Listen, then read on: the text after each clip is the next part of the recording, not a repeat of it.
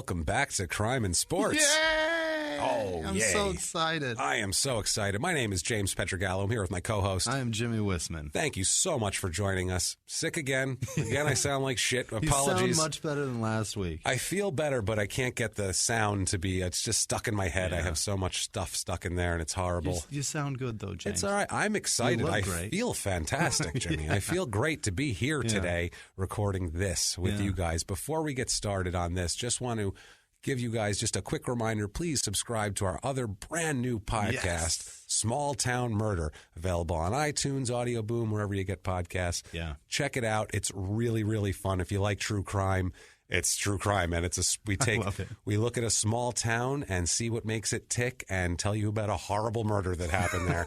And we do the same thing we do here, except with less sports. And no sports. The first one is so good. It's so deep. There's so much. Really, really crazy story. If you're listening across the pond, if you're listening here, wherever, it's in Mississippi.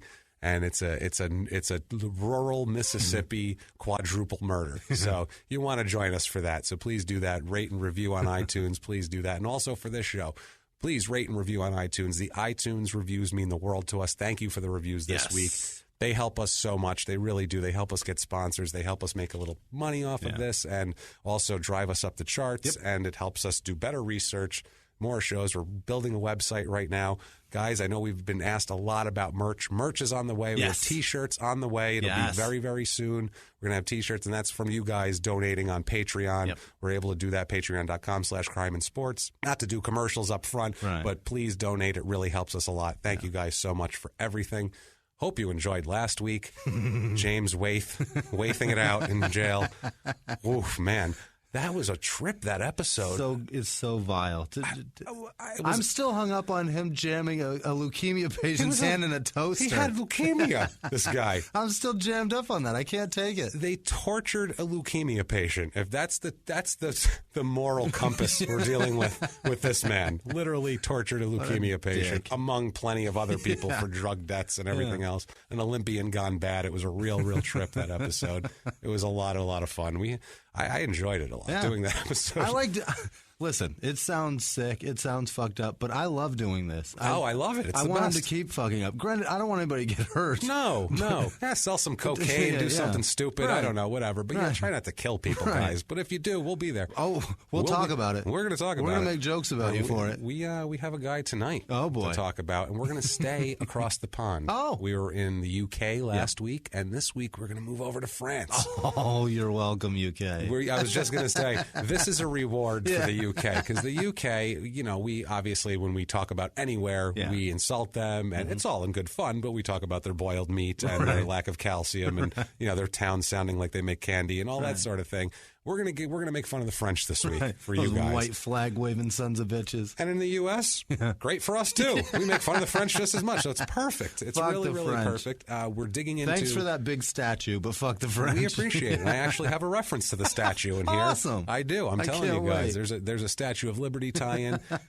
It's insane. And also, too, not only are we dipping into France, which is a country we've never set foot in this podcast, but we're also dipping into a sport that we've never set foot in on this podcast. We're dipping into rugby. Oh, Jesus. So basically this week, what I did... We're going to sound like such dipshits. Oh, I know nothing.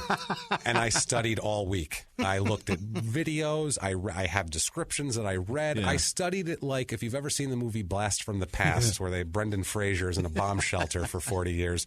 That's when they tried to teach him baseball through a book. That's what I'm doing. Like, okay, the scrum, and then they get me a Brendan Fraser movie reference. Holy shit! You've all seen Blast. I'll watch Blast from the Past right now. I will stop this recording. I'll sit down and I'll watch Blast from the Past. Okay, don't mess with me with Blast from the Past. I'll don't watch tempt James with Encino Man. I will do. No, not Encino Man. I'm not a Brendan Fraser fan. His parents are Christopher Walken and Sissy Spacek in that movie. Come on. For your birthday, I'm going to get you the whole Mummy trilogy. It's all yours. I think I don't like any other Brendan Fraser movies except for that one. It might be Alicia Dudley Do-Right. It might be Alicia Silverstone. My teenage crush on her might have done it, I think, possibly. Who knows? Because I like Clueless also, so that tells you a lot. She was the one that got finger blasted on the roller coaster, right? My God, I have no idea. I don't know. By I Mark hope not. Wahlberg. She was in Fear, right? Was she? I don't remember. I hope it was. I'll Google the shit out of it. I don't care. I hope not. For her sake, let's hope not. Let's hope she didn't get whatever diddled on a roller coaster by Mark Wahlberg. While it was rolling, while it was going, goodness. The girl was getting fingered. It's fun. It's great. Well, let's get into tonight's man of the hour, right. We'll say. Tonight's man of the hour, by the way, I am going to butcher every name, I do not speak French. I'm going to tell you that right now. And every name, city, state, town, person, all French is shit. So, it was sorry. Reese Witherspoon and her big-ass chin. There you fingered. go. Yeah, she's blonde, same thing. Whatever. So, but please bear with me with the pronunciations, because if you send me things, it's actually pronounced this, I don't give a shit. I don't care.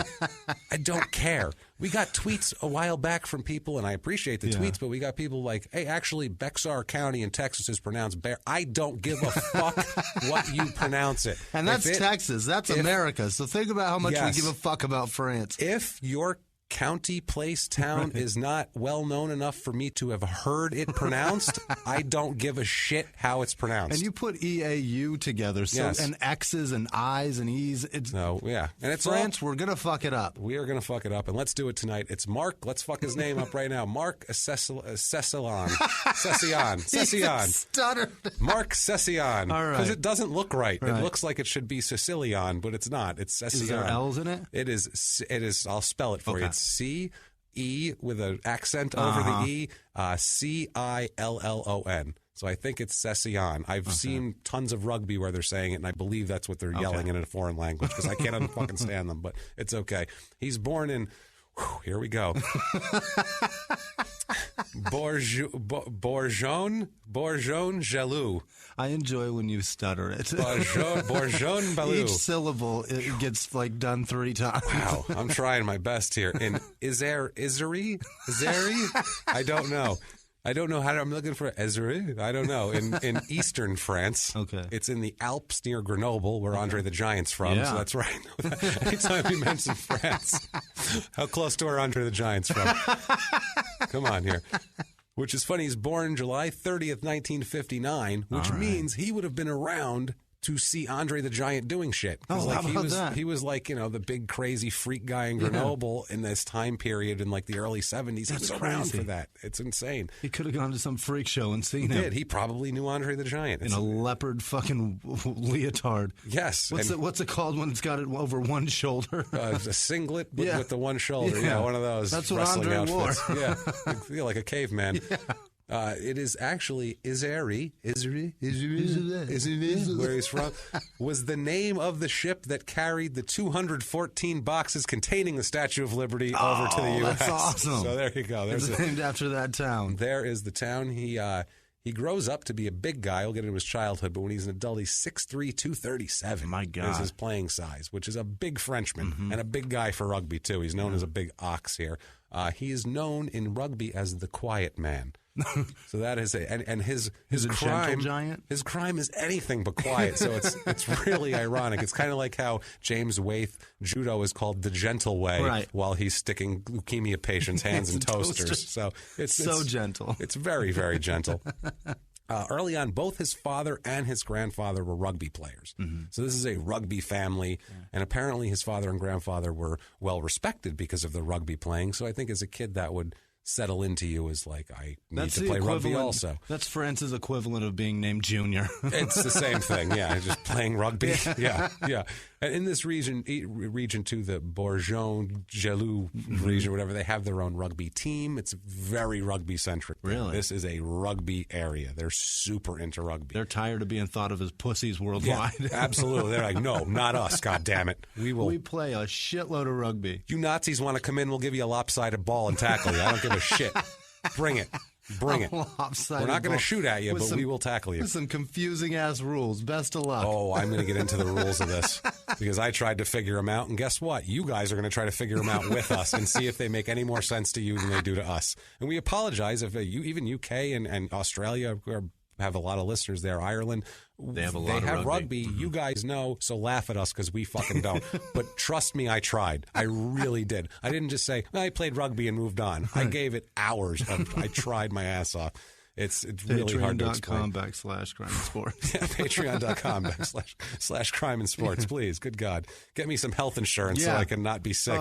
Because if I die, this is not going to go on anymore. I can't do this, you guys. Excuse me, hear that? Yeah. If I drop dead, there will be no crime in anything coming from us. Anyway, he begins playing at age 8. He begins playing rugby so early. I guess that's early for rugby. I guess it's probably the same as football. You start playing about 8, 9 in Pop Warner or whatever. I don't know what your version of Pop Warner is over there, but they don't have helmets on, so that's an issue when you have a bunch of little kids ramming into each other. Imagine the brain damage over there. It's got to be in the sport. It's wild. And I feel like that's part of his issue, too, later on. Has to be. The deterioration, it's wild. Okay, anyway, he leaves school at age 14. Okay. So is the school not that important? No. Rugby, very important. Super important. I don't know exactly in the Alps in France how important education was in the early 70s either. I'm not sure. It might have been important, but I'm not positive here. I wouldn't have the first fucking guess. Seems like if you're good at rugby, that's the most important thing. Fuck school. He becomes an apprentice for a cake maker at a young age here after he drops out of school at 14. And this cake maker was apparently a very French thing to do. You're an apprentice cake maker while you play rugby on the side in the Alps. And you're 6'3" with Andre the Giant running around. Good, yeah. It was probably him and Andre were the two biggest guys around, so they probably hung out. The cake maker is a big rugby enthusiast, and also, I'm sure, had a floppy hat and a really, really eccentric accent. He was like Jean Cleese playing a Frenchman, I'm sure, just very over the top. He's like a Monty Python. I fought in your general direction. I picture that is what this cake maker was. I'm picturing Steve Martin as the Pink Panther, like that. That's like, good too. Yeah. That could work too. Super French. Awful. So he's a big rugby enthusiast, and he lets Marc have time off whenever he needs to practice. So he found the perfect little apprenticeship because he doesn't have to stop playing rugby or even slow down on his rugby playing. He makes his first, I guess they call it club play. There's club play and there's national play. Okay, club play is like leagues, and I figure that's like professional and you get paid, and that's like, people come and watch and they buy tickets. And then there's international play. That's playing the big shit for your country. Right. That's you're playing for France. You're wearing the French flag, that white flag. Yeah, that they're all like that white flag waving around. The white flag worn on someone's back as they run. So he makes his first appearance in club play for Bourgoin. I don't know what it is. It's terrible. It's not good. That's not how you pronounce this. It's Burgoin is how it says. Bourgoin. I don't know. Makes his first appearance for them Steve at 17. Martin do it. That's all I can do. Like I said, I'm picturing the guy on the top of the castle at Monty Python flinging farm animals at them from a catapult. So I'm not much better here with the French. His first appearance at 17, you said? 17 years old in 1976 in club play. So he's good, obviously. And I think this is how they had different levels, and it's like soccer. They get you early, and they bring you into like the minors, and you kind of go through. I think it's like that sort of thing. It seems like very similar to soccer in terms of system. Mm-hmm. In the late 70s, he marries a Chantal is her name. Chantal. She is 17 years old at the time, and I believe he's only like 18 or 19. They met young. Old enough to have hairy armpits. Probably. She's a French girl in the mountains. I'm sure she is. She eventually becomes a medical secretary during the marriage, so she stays kind of doing her own thing also. 1980, the couple's together. They're doing well. He's playing club rugby, which I guess is probably hot shit. If you're in France in the mountains out there, that's where you want to be, I think. You're respected. He never wants to leave his home either. Remember the rules of don't ever go back to your hometown? Right. He just never leaves. He literally just doesn't leave his hometown. He stays there. He plays rugby. He's a local hero. Everybody knows him. He is God in this area. Wow. I can't express to you enough how much he was God in this area. Okay. We'll get into exactly how much that was, to where he could do literally anything, literally the worst thing possible, and people still defended him. And we'll see here. 1980, they have a daughter, Angelique. She's born, which is nice. That seems happy. 1980. French name as well. Angelique. Yeah. Angelique and Chantal from Bourgoin. God, this is going to kill me, man. This is going to kill me. Anybody in France, we really apologize. Sorry, but I don't fucking know. Honestly, we don't care. And if you leave us a bad review, it'll just go on our French iTunes anyway, and we don't really give a shit about that. So don't worry about it. Say whatever you want. Fuck you. How's that? Okay. 1982, Celine is born, another daughter. Oh, no. So he's got Celine and Angelique. He's got all these women in the house now. Tons of women. It's going to be bad. It's going to be bad for him. Well, he's going to be bad for them, we'll say. Now he begins international play in 88. Wow. In 88 is his first cap, okay? Okay. Now, it says, I started out by looking at it, and the first thing they say about him, he was capped a total of 46 times for France. No idea what that means. Captain? No, that's what I thought. First, I'm like, capped as in like a pop a cap in his ass was the first thing I thought of. Like he got shot 47 times. Yeah, I'm like, damn. He's taking some bullets for his country. He is a bad man. And then 50 Cent would be scared of him. Yeah, then I thought maybe it's captain. Maybe he's captaining his team 46 times. But no, that just means that you were on the team for international play. You played a game. Basically means you were capped. That's your capped. Good so he was capped 46 times. From 1988 to 1995. Okay. So lots of international play for France. In 46 matches, he had 43 starts. Let's go over these points that I have no idea what they mean. 46 matches, 43 starts, 3 subs. So I assume that's substitutes because he had 43 starts.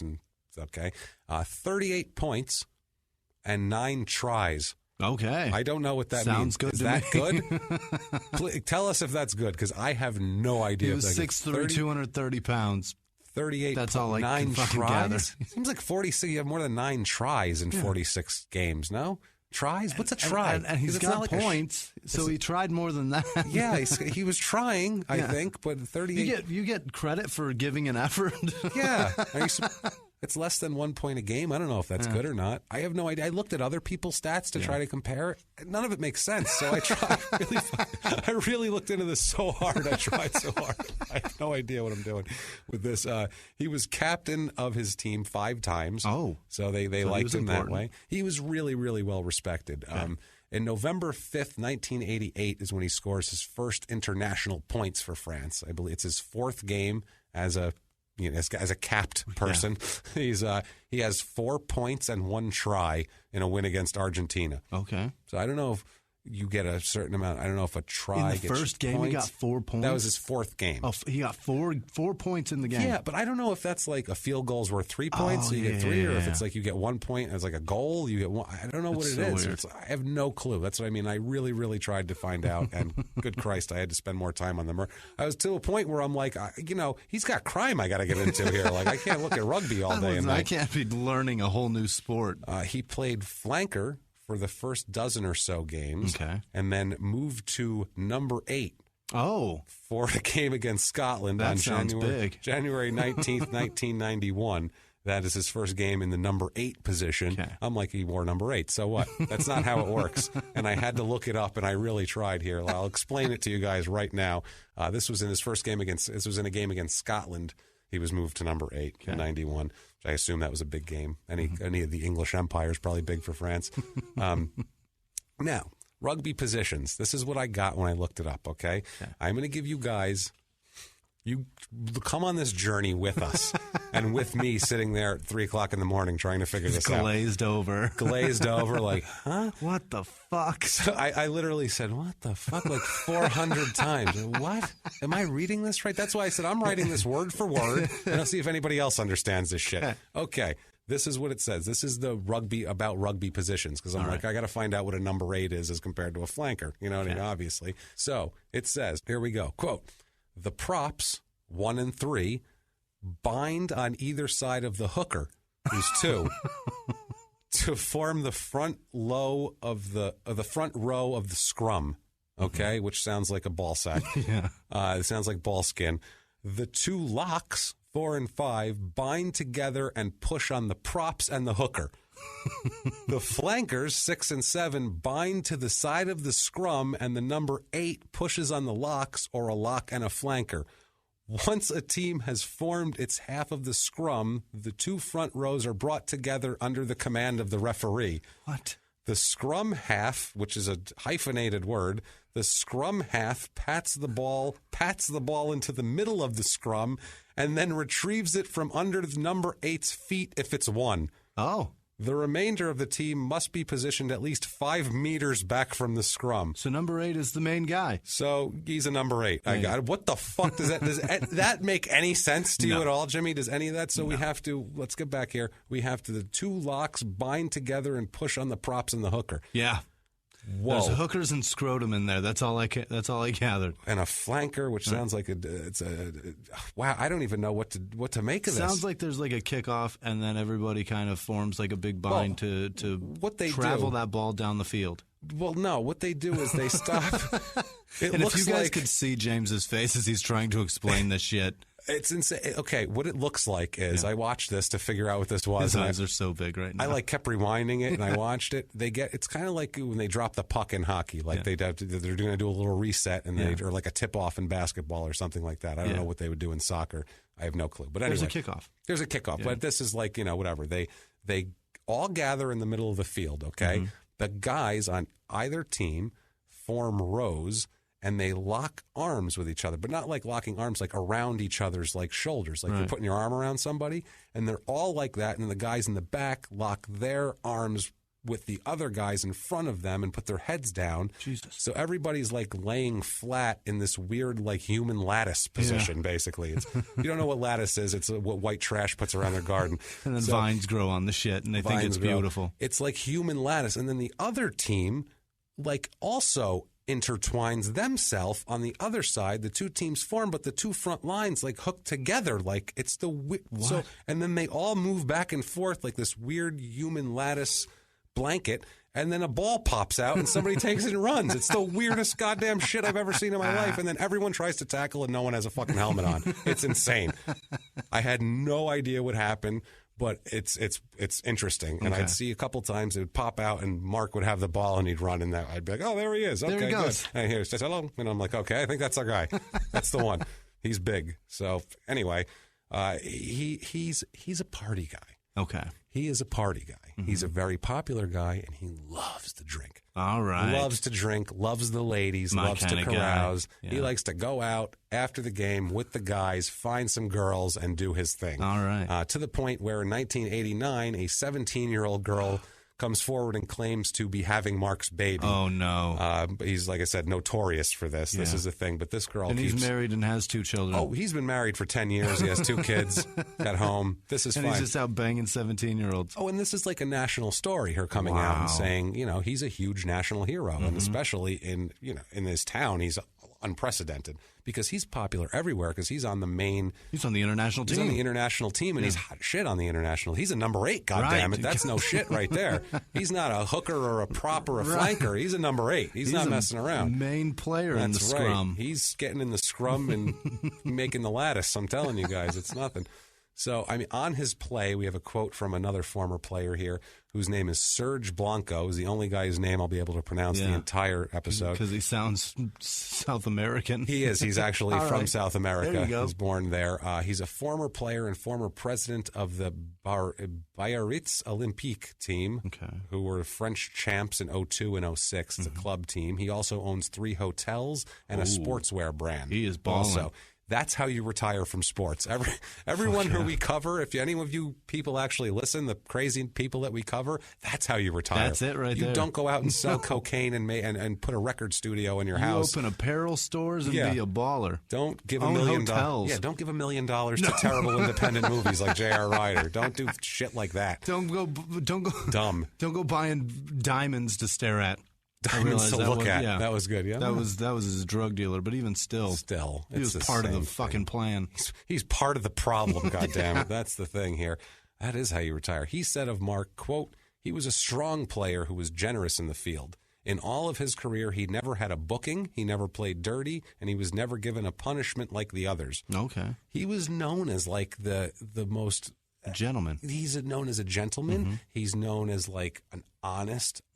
It's funny because on the field he is, or on whatever you call that. It's a pitch with soccer. I don't know what the hell it is with this. On the scrum, he's called in the scrum when he's in between the folds of ball skin. He really, really, he's a nice sweetheart. guy. People love him. Yeah. They want to, he's a generous player. He says even all that sort of thing. So interesting. I don't know. I wish off the field he was not such half a mess, that man. not such an alcoholic. Right. The funny thing is, well, she wasn't banging 17-year-olds behind his wife's that would back. help That's too. pretty But scummy. it is France, though. Yeah. I think that it's a little different in France. I think if you're in the 80s and you're famous, I really think you're allowed to bang people in France. I think that's okay. And 17-year-olds, I think law-wise, I think that's fine. And I think back then too, it kind of is now too. That France is kind of known as being like a sexually exploitive. Country. It's just open. free love. Yeah, it's sexually just, open. Everybody's naked, everybody's hairy, and everybody's fucking. Everybody's naked and hairy. That's a ringing endorsement. Come to France. Everybody's naked, but everybody's hairy. It's like that's an Air France commercial. Air France, we'll take you to naked, hairy people. Come on board. It's like a pro and a con at the same time. They're naked, but they're hairy. I don't know. But they're naked. But that's they are naked. Part, yeah. But that means I can see all the hair also. So that's a problem. I don't know about that, if that's going to work out for me. I love it. Now, something happens here in 1991, and apparently this is a huge deal in England. So there's a nod to the English for this one here. It is in the 1991 World Cup quarterfinal, France versus England. So imagine the tensions running high there. Yes, of rugby, not soccer, or not football. Football. So, there is a big lattice of guys. They're doing the scrum thing, I guess. It's so weird. It looks like both teams are getting together doing like a weird celebration, and they're all going to pop up and be like, yeah, at the end of it. They look like soccer hooligans. It's so fucking weird. It looks so coordinated where I'm like, and I have all their heads are down. And I have no idea what's going on under there. They're all looking at the scrum. Are they kicking the ball? I love too. It's like, well, this one, if in the rules it said if they win, then the number 8 gets it, and it's like, well, how do you know if you won? I can't even see under there. There's no ref like laying down, looking under, trying to see shit. So I don't know what the hell happened here. But anyway, there's a big lattice of guys, and the ball pops out the back of France's lattice, like right out of their collective asshole. Basically, the ball pops out. Marc gets the ball. I recognize him, and I hear Cecillon. I'm like, okay, that's our guy. There he is. And he runs. And that's my criminal. That's my guy. That's my criminal right there. So, so sad. And I'm like, I know him. That's my. Like I said the thing before about somebody asked, this mugshot. Who's your favorite old wrestler? I'm like, Chris Adams, Ian Crotoru, Jimmie Superfly Snuka. Those guys. Those are my favorites. Horrible scumbags that I know everything about. Ones that I make fun of. Yeah, that could kill me in 2 seconds. So he gets the ball and runs, and England's Mick Skinner hits him, okay? This is known throughout England as just the tackle. Okay. So it's got a nickname like Joe Montana's the catch. Yeah. I mean, it's that sort of thing. And there's articles about it like, it's happened in 91. There's articles from the last few years like remembering the tackle. Wow. Remembering the tackle. It's like a huge source of national pride, this tackle. And Mick Skinner is the one that delivered the tackle. He's the one who delivers the tackle on Marc, because Marc's a big guy and Skinner's not as big as him. Now, the tackle, that's such a huge deal. And they're all like the best. Oh, my God, it was unbelievable. Right. He basically stops him from going forward and kind of holds on to him and drives him back. It wouldn't have made an NFL highlight reel. It's not the Christian Okoye, Steve Atwater hit. Nothing. It's the NFL, literally every play, there's 5 harder hits than that on the field. So I get that you're not having pads or helmets on, but that really wasn't that great of a tackle. I saw it might have been a big deal that they stopped him, but they make it sound like he killed him, and it's like the biggest thing ever. He stopped him and drove him backwards, and it was impressive. But he didn't like pop him, and the ball came out, and he went flying one way, and his shoe came off. Like none of that happened. It was just a tackle. Like look, who stopped him. That Okoye shot is still one of my favorite things ever. Wonderful. That's a good one. That is great. I wish it was like that, because I'd be watching that on YouTube. And it wasn't. It really wasn't. It wasn't that impressive. It's a waste of time. And the funny part is, too, I didn't know where he was going with the ball. So when he tackled him, I'm like, maybe that's good. Maybe he needs to go that way now. I have no goddamn idea, because I don't know what he's doing. The ball didn't come out, though? Not when he tackled him. He held on to it, and I don't know how, because it's huge, too. Yeah. That ball is enormous. They're gigantic. When you watch people carry them, too, they look like they're uncomfortable carry. Like a football looks comfortable to carry, like it fits in your forearm and you put it in your hand. You tuck it into your rib cage. They just like hold it like they got a kid in a headlock and they start running. It's like a pony keg that they're carrying down the fucking field. I got my 12-pack and I'm running. Unreal. So March 21st, 1992, and versus Ireland, Marc is named captain for the first time. Okay. So it took him 4 years to become a captain, which I guess that's good. I don't fucking know what happens in rugby, but they like him and they want him to be captain for the game. And this is, I guess, they name different captains for each game. Oh. You're not just captain of the team. Oh, really? I guess it's for each game because he was captain 5 times total in his career out of 46. Mm-hmm. So he says initially that he felt uncomfortable in the role of captain. I don't know why. I don't know what added responsibility the captain has in rugby because I don't even know how you score. So what a captain does is well beyond my form of recognition here. Now, June 17th, 1995, he plays his last international game versus South Africa at Durban. He has no stats, and the team lost. So I don't know. That's his last. That's his last international game. Congrats. I don't know. No more human lattice for you, buddy. He continues to play in club play, though. Okay. He's been with the Bourgeron, whatever the hell, Bourgeon. He's been with them since 1976. Wow. And he is on them all the way till 1999. Wow. So, yeah, that's a long time. 23 years on the same. That's his local team. Of getting your ass kicked constantly. That's what I mean, too. And we'll constantly, how many shots to the head has this guy taken? And he also, too, this is weird because there's a lot of news about him turning down offers. I guess he turned down a lot of offers to play in Australia, to play in New Zealand, to play in other countries because he didn't want to leave home. Wow. He liked his home area. He was a hero there. Yeah. He was like, what the hell do I want to go over there for? I'm going to stay here and change of scenery, drink every night and different carouse. Chicks to fuck. There's 17-year-olds here that I know will give me the time of day. So what the hell? He stays there. But he leaves in 1999 and signs with Pierre. Mm-hmm. Pierre. He signs with that Paris. He signs with them in 1999.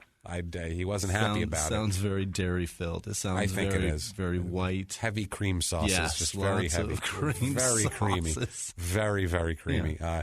So he plays there all the way until 2003 when he retires from rugby. Okay, completely. He's. In 2003, he retired. So he played from 77 to 2003.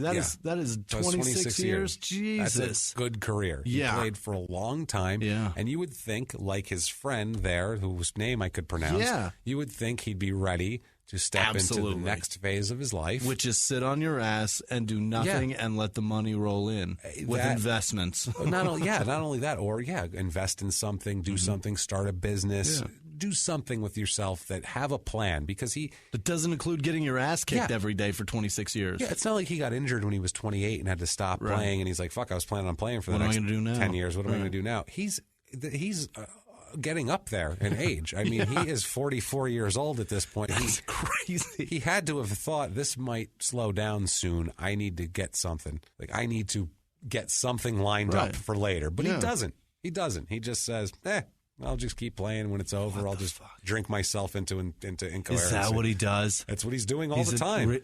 But when he's done, what does he do? He goes further? Let's get into that now. Oh, God. Oh, my goodness. Now, they try to be nice to him also, too, because they see he's having trouble transitioning out of playing. The rugby stadium in Bourgeon, where he's not good at change then, because when shit stops that you're completely used to, there's a transition period that takes you into...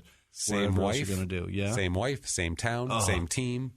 But he wants to stay and no work. He wants to do all. If it was up to him, he'd stay in that one town and play rugby for the rest of his life, and everything would be fine. 65 years old, getting punched in the face. Fine, great, do it. Wail on me, Mick Skinner. Come and drive me backwards and have a whole nation celebrate it for 25 fucking years. Come on, Britain. Let's go. Stop celebrating Mick Skinner and get your goddamn meat out of the water. Let's go. So you deserve that. I'm making fun of France for fucking 2 hours. You deserve that. So the rugby stadium there in Beaujolais they name a section after him, like a whole section of seats they named after him. That's the Marc Cecillon section. Chicago doesn't have a Michael Jordan section. No. Well, I mean, he was there for 23 years, and he's the hometown hero. Yeah. And they try to make him kind of an ambassador to him. He noticed the president, Pierre Martinet. I'm impressed already. Pierre noticed, he's the president of the team, noticed how much of a hard time Marc has been having in retirement, and he hired him to sell corporate suites. Wow. Which still, if you're a rugby player and you want all this glory, and he's like, here, sell sweets to corporate people. Yeah, but if like, he's a hero, here's the sweet. Oh, they're probably buying it from him. Like, how it's hard a good would it strategy. be for Michael Jordan to pop into some jewelry store in Chicago and be like, hey, not only that, think about some sweets. Yeah, get you some sweets. Think about from the team point of view. People will buy a suite just so they can go take a tour of the stadium and be shown the suite by him because he's such a hero. So I think that's their strategy. That's like, brilliant. You get a guy up there. It's really smart by the president of this company here because while he's doing that, he's not happy with his regular job, which is selling artificial turf. Oh. He's literally selling artificial turf for the. Oh, that's the worst. Which that's the worst because artificial turf sucks. Yeah. So he's sitting there like, yeah, it's not grass, but it's green, and you can run around on it. You'll twist your ankle and fuck up your knees, but it's there. Oh, you'll pop an ACL, no problem on it. But still, you should probably buy some. You're going to need surgery, but yeah, it's going to be rough, but it'll look really green. It's going to look great. Never have to cut it. Never dies. Never does. So. Needless to say, he's miserable doing this. Yeah. He's depressed, and he's drinking more than he ever has. Yeah. I mean, he is on a bender. Fuck yeah. He's on a year-long bender here. There is gossip always around among the rugby wives too about his he has mistresses. They always talk about the rumors of an still he still has mistresses. Oh, he's out carousing. I mean, he's out, he's drinking, he's partying. Please suck this because I don't want to go back to selling AstroTurf tomorrow. God damn Please suck this. I don't want to sell corporate sweets either, for fuck's sake. So also too, it's constant rumors always when you talk to him. It's like, oh yeah, him and his out of wedlock son, right? There's that from 1989 that keeps coming up. This out of wedlock son that's never been substantiated at this point. Yeah, but whatever. The couple themselves, him and Chantal, have problems. Of course, they have problems. Most of it is because Marc's a drunk. Yeah, he's drunk and he's often jealous. He always thinks she's having an affair. Because he is. Because he is. That's a guilty conscience, babe. He's a drunk guy who's out screwing anything he can drop his dick into. Right. He's obviously going to think she is. These chicks will bang me, so who are you banging? Who are you? Exactly. Right. So, and he goes into jealous rages, and it's mostly because he's drunk, I think. When he's drunk, we'll get into, he has no control over anything. He's a mess when he's drunk. He's a useless person when he's drunk. That's too bad. And everybody's afraid of him. They don't want to be around him. Yeah. It's terrible. Now, on this period in his life, we have an in their own words. In their own words. This is great. You have to do this slurring and in French. He is a talker, this guy. Right. And I am going to do this in a straight way. I'm not going to do an accent because I have a lot of in their own words to do. And that's a lot of accents for the rest of the night. Here we go. In their own words, quote, I turned in on myself too much. I was like a nutshell. Perhaps I turned to alcohol too much. I used it to escape. So he knows. He's like, he's trying to escape because he's going in on himself. And when he's in his own head, he's like, my head is so fucked up. Yeah, like he was an alcoholic and a mess and a drunk and a womanizer and all that while he was playing, but he was happy. It was like happy drinking. It wasn't like he's celebrating. Yes, that's what it was. Now it's not celebrating. It's wallowing in self-pity. Well, it's like he does the same amount. It seems like the same. He always wanted to do the same amount of drinking. He was just busy before. Yeah. He had to go play a game. And now he has free time. Now he's just like, he's drinking at noon. I mean, he doesn't give a shit. I mean, literally. Yeah. In 2003, 2004, right after retirement, he's going to nightclubs all the time, getting in fist fights at nightclubs.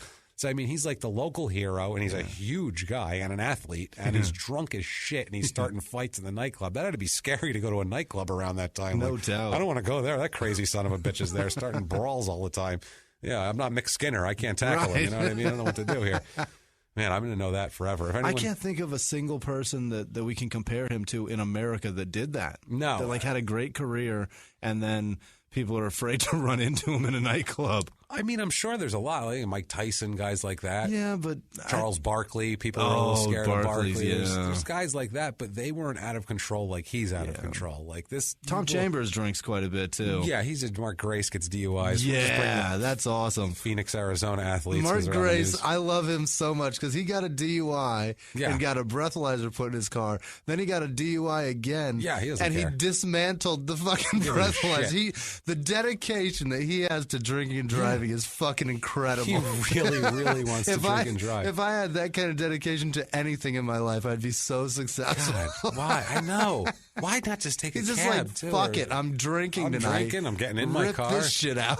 That's the thing. You know what it is, too? He probably, like, hired a guy who knows how to dismantle it right and like that so it looks good. He's like, still. how do I fucking bypass the kill switch? And he's like, oh, it's just right here. He's like, thanks, man. I wire this into I got drinking to do. How can I wire this into my stereo? Yeah. So when I switch to disc 2 on the changer, it goes off. Can I get that? Is that possible? Jesus Christ. I really love beer. I really love beer. I have to drink. Don't you understand? That's fucking incredible. So one of his longtime friends for 15, 20 years, and a retired rugby player, Jean-Francois Hordeau. Yeah. Jean-Francois. He sounds sexy very as fuck. French. He talks about he's a friend of his, but he's still a silver-haired middle-aged white man in defense of him. He has more silver-haired middle-aged white men than anybody. The whole town is silver-haired middle-aged white men. Yeah, that makes sense. And we'll see later just how silver these people are. It's amazing. This guy probably has a happy trail, though, and he never has a shirt on. No, he never has a shirt on. I feel like he's just going around with a beer in his hand. A glass of wine in one hand and a thick French beer in the other. And he's just shouting at girls, you want party? You want party? Oh, that's terrible. That's terrible. He's like the perverted shawarma man. It's awful. You don't want that happening. Shawarma man was a lecherous alcoholic. We might have just stumbled on a new one. That's great. So, we have a quote about him kind of trying to explain Marc's behavior, basically. And he tries a couple of times. We got a couple of quotes from him. He says, Tordeau says, quote, Marc was always being invited for drinks and to parties. People looked good if they had him as a guest, and they bragged about it if they spent the afternoon drinking with him. He couldn't say no, but found it a burden to be in such high demand. So he's an alcoholic, and when people say, come on, let's go get some drinks, this is a constant. It comes up. He just jumps out of his chair. Cool, let's go. Yeah, people are just walking around, hey, you want to come get some drinks with us? Fuck yeah, I do. He can't pay it. He can't buy a drink. Right. He can't even buy a drink. So they're just buying them for him. He goes into a club, and there's more drinks than he can drink. Oh. So, he just can't even drink them all. So That's he's terrible. For an That's alcoholic, a bad problem you can't to have. control yourself. That's terrible. Every room, and it's not just bars, it's everywhere he goes. Everywhere he walks in, they're like, there's Marc. We know he likes to drink. I want to be friends with him. How about a drink? And he's like, okay, sure. All right. Yeah, and then he's punching people 5 seconds later. I just pissed my pants, but I'll have another. Yeah.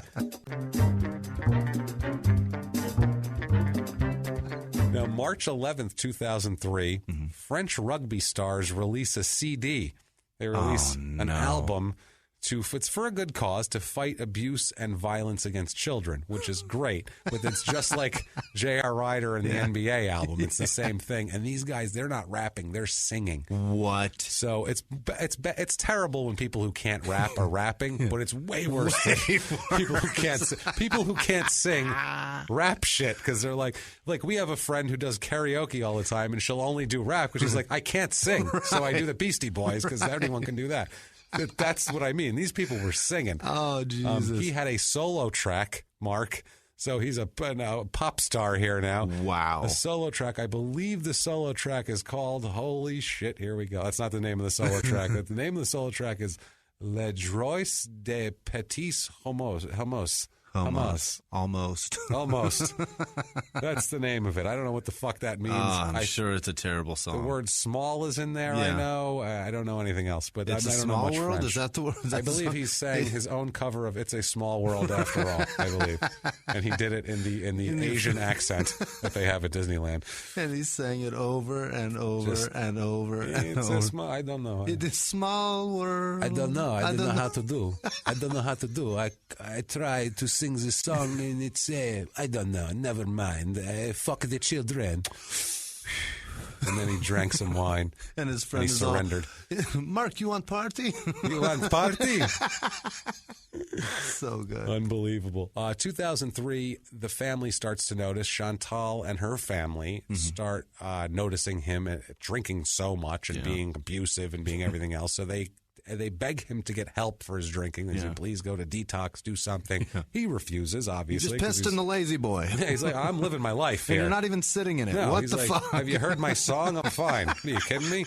I got pour les droits de petits hummus. I'm all good. Don't you know that shit? I'm a pop star. I'll drink what I want, motherfucker. I want party. I want party. You bring party, I take party. Yeah.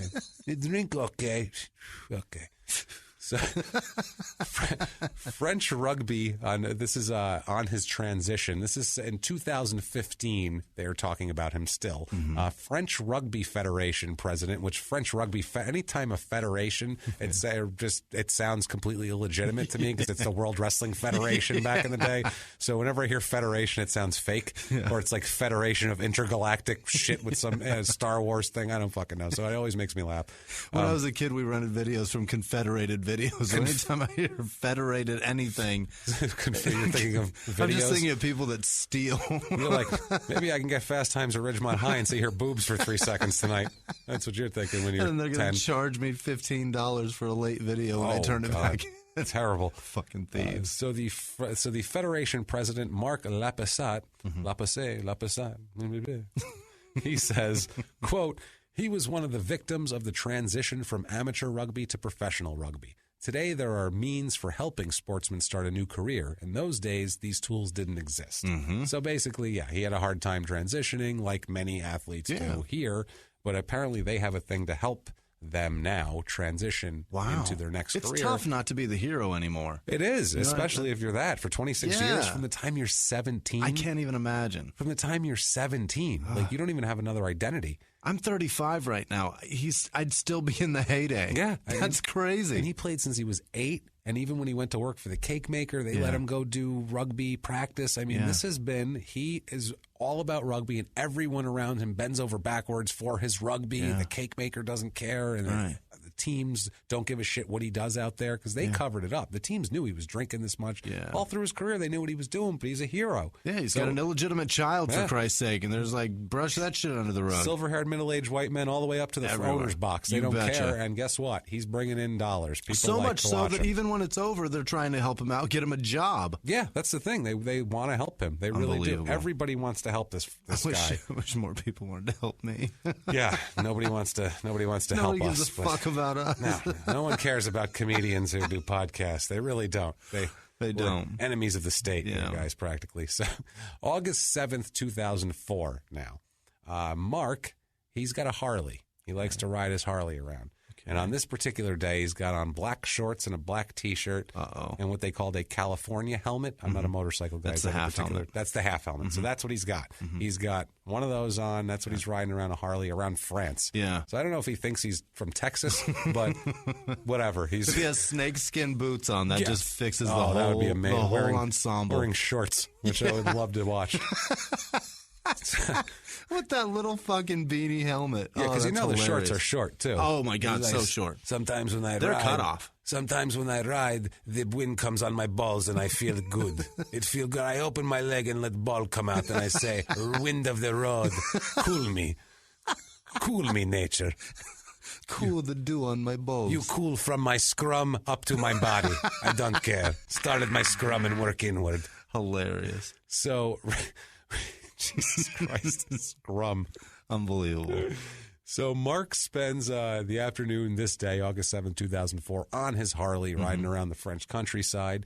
He goes to see a friend of his, Jean-Francois Tordeau, that we brought up before, who runs a lakeside restaurant near Flossai, where Mark stopped. I know that's Flossai because it's spelled like Versailles, with the Palace of Versailles. Saille. I did good in social studies. Yeah, man. So there we go.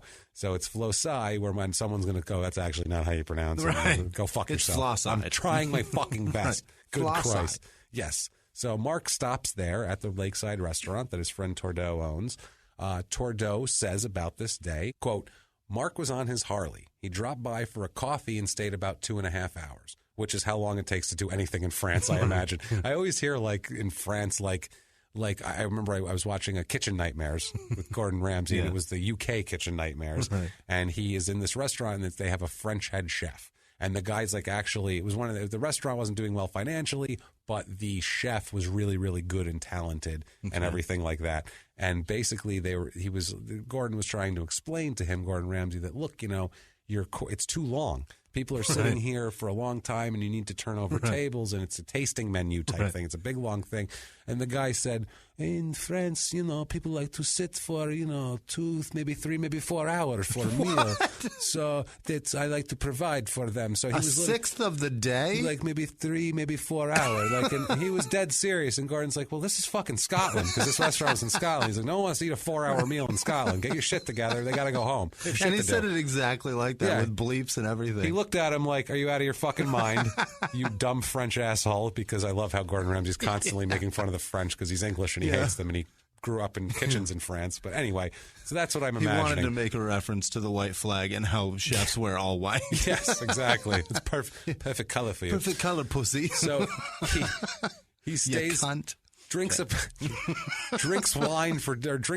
for 2.5 hours. Jesus. I assume that he drank more than coffee, too, if he's going to be at this place for 2.5 hours. He drinks other things than coffee, so. He hung out. Now, the quote continues here from Tordeau. He said, we had played boulet, which is bocce, by the way. I looked that up. That's bocce ball, basically, the night before, and he had won. He wanted to stay on and play again. He did not want to go to the party. Okay. Now, this party that he's discussing, on the night of August 7th, Marc is supposed to be at a party with his wife, and the party is thrown by Christian and Babette Begay. Listen to this. This is wild, okay? It is the end-of-season party at Christian and Babette Begay's villa in Flossai. Oh, boy. That sounds beautiful. Fancy. Yeah. How fancy does that sound? White flowers everywhere. You ever been to a villa, Jimmy? No. No, me neither. You ever been to an end-of-season party? No. No, me neither. Nothing. Where I come from, there's parties for Christmas and your fucking birthday. That's it. Maybe Halloween, not an end-of-season party. They do 4 of them a year. And that's it's August. Amazing. It's August. It's not the end of shit. No. This is just the beginning of August party they're having, but they're calling it the end-of-season party. And Marc was the guest of honor at this party because he's so popular. But he doesn't want to go? He doesn't want to go. He wants to stay and hang out with his buddy because, like I said, he's besieged with people that want him, blah, blah, blah. He just wants to hang out with his buddy and play bocce. You know what I mean? He likes the guy. He can get shit-faced drunk with that guy. And end of season sounds like they throw this party once a month whenever the wife is done with her period. End of season. That's what they call season in France. Yeah, she's in season. You don't want to. She's in the season. No good. End of season, I throw party. We all shave our armpit. Go. So, so he's supposed to be the guest of honor. Chantel arrives alone at about 8 o'clock. And she's standing out in the parking lot, or in the driveway area where they had cars parked. She's standing out there for a while by herself. Other party goers notice that she looks pissed off and she's not coming in. So she's dressed. I've got a wife. I've seen this face so many times. Yes, they said a very stern face. It was a stern face. She's standing in the parking lot. She's waiting for Marc. Something tells me Marc said, I'll be there at 8:30. I'll meet you. And she said, okay. And she showed up at 8:30 and then he just never. There's no Marc. There's no Marc. So she hangs out in the parking lot, really pissed off for a while, according to her friends. Perfect. Like, not a happy camper with this scenario at all. So she eventually comes in alone. She socializes with everybody. She's very friendly and knows everybody there. It's a lot. But she's storing shit to fight with Marc about when she gets home. She's got to look good. Wait till I get home, motherfucker. She's like, where is that son of a bitch? Is he on that fucking motorcycle again? I swear to God, you show up drunk, Marc, you motherfucker. And I guess he earlier wanted her to go out that day with him on the motorcycle to cruise around and go hang out with this guy. And she's like, I don't want to hang out with your goddamn friends and watch you play bocce on the fucking motorcycle. I don't want to drink coffee for 2.5 fucking hours. I want to watch you ride down the highway with your left ball hanging out to try to cool yourself. I'm not doing it, okay? I don't want to come near you. That's 2.5 hours. I'll get dressed for the party. Yeah, done. So Marc arrives at the party at 11 p.m. Uh-oh. He is like 2.5 hours late. He's wasted. He is in deep shit with the wife. He's in trouble, and he is hammered. Absolutely. Hammered. Drunk as shit. Riding a Harley. I mean, he's belligerent immediately. Can you imagine? I've ridden motorcycles for quite a while, and if you are out all day long on a motorcycle, you feel like shit anyway from the wind getting beaten. And he's drunk at the same time. Hammered. He looks terrible, and he smells worse. Yeah, he's still got the same black shorts, and he's got the black shirt. He comes snakeskin boots, and he hasn't taken the helmet off, even though he's inside. He's drunk, and he's like, what are we doing? This is a garden party. Everyone's outside. Oh, it's an end-of-season villa and he's garden walking party. around with his California helmet on. Not to mention, Jesus, he was too. It's what he had on when he arrived. Of course. Yeah, he arrives. He stands there, basically. He walks in, and we have a quote from a guest who saw the whole thing. Who watched his arrival. It's a woman named Lise, L-I-S-E. The fuck name that is. Lise. France, sons of bitches. So anyway, she says about Marc, she says, quote, Marc was standing by the refreshment bar while almost everyone else was sitting. He kept drinking. Chantel was well dressed. He completely ignored her. Not everyone knew about it. We all know that when Marc is drunk, it is better not to approach him. He takes everything wrong. No one wants to invite him out in the evening so much it can spoil the atmosphere. So basically, like when she doesn't like him. That's the thing. She does not like him at all. Jimmie, this is so weird. Everybody, this is insane because as this goes on, this whole story, it's so split between men and women. Yeah. Men are on his side 100%. Yeah. None of the women like him. That woman hates him. She hates his guts. Read that statement again, because she goes, she was well-dressed. He didn't say a thing to her. No, he said Chantel was well-dressed. He completely ignored her. That's something that a woman that's on the side of the woman says, for sure. And then that last part, say that last part again. No one wants to invite him in the evening. Yeah, that's the woman that's like, drunk. Nobody wants him around when he's drunk. He's an asshole. So much it can spoil the atmosphere. That is like a classy way of saying he shows up and fucks shit up and pisses in the fountain. You don't know how many times he's fucked up nights that I've had. He shows up with his ball hanging out, pissing in the fountain. He's a mess, this guy. A goddamn mess. He showed up drunk and he continued drinking. She looked great. He didn't say a word. Then he pissed in the fucking fountain. Not even just the one in the garden. No. He pissed in the chocolate fountain. It was a nice chocolate fountain. He pissed in the fondue fountain. It was a whatever the French chocolate. I don't even know what a French chocolate is. I don't know. I'm guessing fondue's French. Some French shit. It sounds right to me. Fine. So Golden Corral is French, you're telling me? Okay, moving on. What the hell? I'll buy that. They try to class that shit up. Class it up here. We're French now. So Marc eventually sits down with Chantel and Babette here, the hostess of the party, and his wife. Babette gets up. First of all, they're happy that he sits down because they think this is so much fun. I want to be at this party. I do. This party sounds fucking amazing. It's about to not be as fun in a minute, but it's really fun for now. Yeah. But they're happy when he sits down because they think he's going to eat. And they're like, good, we can get him some food. It'll soak up the alcohol, kind of just take the edge off him a little bit. Also, too, we don't have to shadow him, make sure he doesn't fall down. Just let's sober him up a drop. Maybe he'll put his ball away and calm down, and everybody will be happy, right? I love that his sack's out this whole time. Oh, his scrum is kicking it right in the mix here. Front and center. Scrum front and center. His balls are the fucking guest of honor. They are. We have our guest of honor. We have Marc and his ball hanging out of it. It's very cool from the ride. So oh Jesus! Babette gets up saying that she's going to go get him a plate. The hostess is going to fix him a plate because she's like, I'll get you some food. Yeah. Probably lots of bread. Tons of bread. Lots of bread. Let's soak that up. Bread. And she really was like looking around everyone's like, get him some food because everyone's like trying to not say what a fucking drunken disaster he is right now. He says, quote, I don't want any of your disgusting food. That's his answer. He's the guest of honor, and these people's beautiful mountain villa at their end-of-season party. They probably have wonderful, delicious food. The spread is incredible. Oh, it's probably amazing. Yeah. Raw oysters, I'm sure. They're in France. It looks like a Gabriel Iglesias green room. His green room is fucking amazing. There's caramel dipping sauce. There's meats everywhere. It's fantastic. There's fruits. That's what it looks like. This is like that, but classy. Yeah, and it's on a naked body. This is class right here, you know. So she's like, I don't want any of your disgusting food, he tells her. I just picture them all drunk, too. Yeah. I didn't want any of your disgusting food. Yeah. But actually in French, obviously. Slurring the fuck out of it. She says, quote, stop making... And that's as far as she gets because he slaps her. Oh, shit. He slaps her in the face. He slaps the hostess of the party in the face. Stop making whack. For offering him food. I'll get you some food. Oh, yeah? Psh, how about I smack you instead? He didn't even let her. Wow. She could have said something like, stop making, I don't know, that chair sticky. Yeah. Stop making everyone uncomfortable that your balls are out. Yeah, something. Anything that would have maybe been slightly insulting. She instead said, I'll get you some food.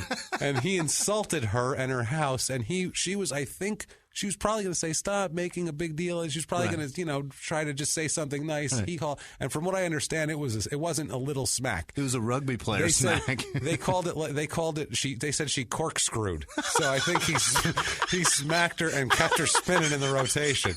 So yes, my God, I hate laughing. To laugh. Yes, he hit a woman. It's so horrible. Funny. But holy shit, this is like ridiculous. Because it's French. Yeah. If they didn't have French accents, we'd be like, this is horrible. But the fact that it's like, stop making, and he smacks her and corkscrews her. At least he smacked her and didn't punch her. You know what I mean? It's in the Alps. Yeah. This isn't a snow globe. It's not real.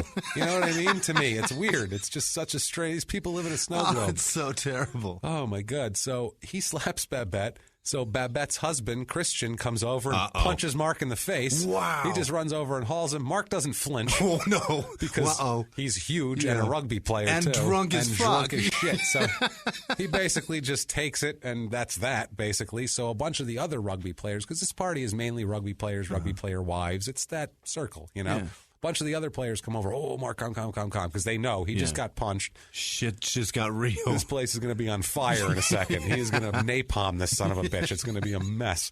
So they all calm him down. You know, Chantel's crying. She's all afraid because he just smacked her friend. Yeah. You know, and he apparently, from later on, we find out he kind of understands that this is probably the last straw with his wife. Yeah. Because his wife has been dealing with enough. She's been dealing with his bullshit and his everything else. So smacking one of her best friends at their end-of-season villa party. Now her statement makes a lot more sense, too. Yeah, exactly.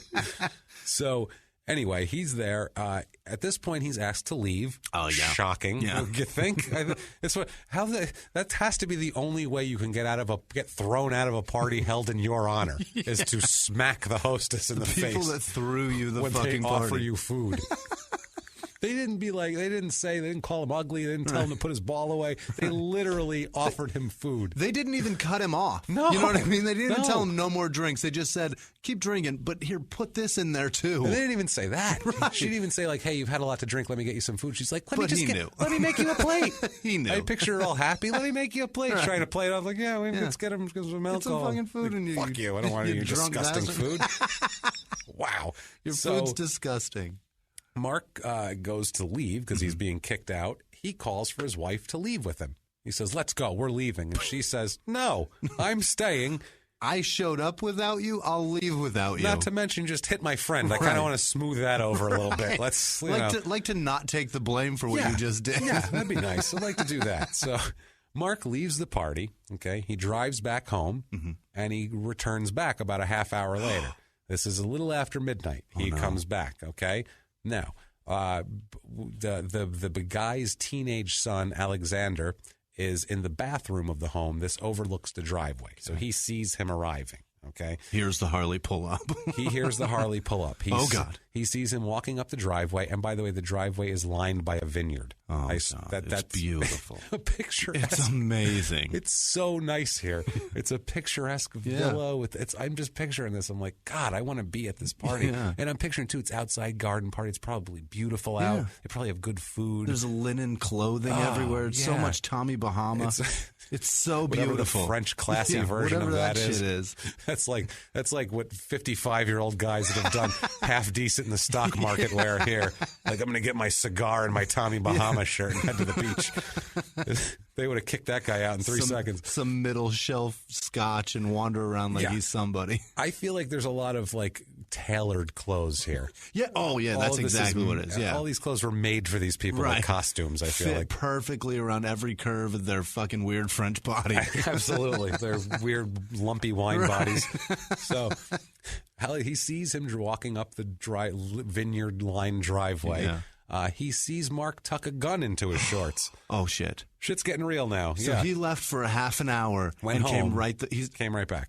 I'll leave. All right, listen, I'm the asshole. Yeah. I'm going to go home. Fine, cool. And on his ride home, he's like, now I feel like a man again. I'm going to grab my 9mm and head right the fuck back. I got that. That's unbelievable. Cool. Unreal, right? So Alexander, the son, runs downstairs to start warning people that, hey, he's got a gun. I saw him tuck it into his waistband. That might not be normal. Hey, guys, the drunk guy's back, and he brought a gun. This isn't Texas, so there's a problem here. You know what I mean? So he goes down. He's telling people but he's like the teenage son. They're like, it's fine. Yeah. They're all drunk partying. Yeah. He's telling them, move this way in the garden. Get out of here. They're like, he's fine. What are you talking about? He's not going to shoot anybody. He's the national hero. Who's he going to fucking shoot? Right. He's the guest of honor, for Christ's sake. He's probably coming back to apologize to Babette for smacking her fucking paintbrush. Well, he's coming back for a reason, all right. So he comes back in the party.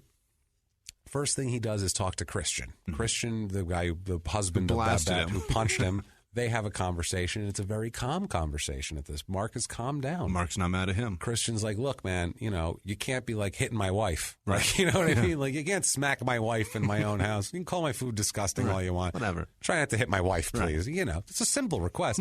It's odd. When I was married, I had that rule too. Is I invite people over and I'd be like, hey, while you're here, just don't smack my wife. Well, thanks. And then, I'd appreciate that. I'd appreciate it because you have to tell people sometimes. Sometimes they just think you're allowed to smack whoever you want. Just want to tell you, in my house, we don't hit my wife. Also, keep from molesting my kids. Thank you. I would like that also. Don't smack my wife. Don't diddle my kids. Don't fuck my kid. Don't fuck my wife. Also, don't punch my wife. All those, everything else, whatever. All this shit goes without saying, I feel. I made a nice steak for you. If you feel it's disgusting, feel free to tell me. Feel free to smack, not me or my wife. Just don't smack anybody, okay?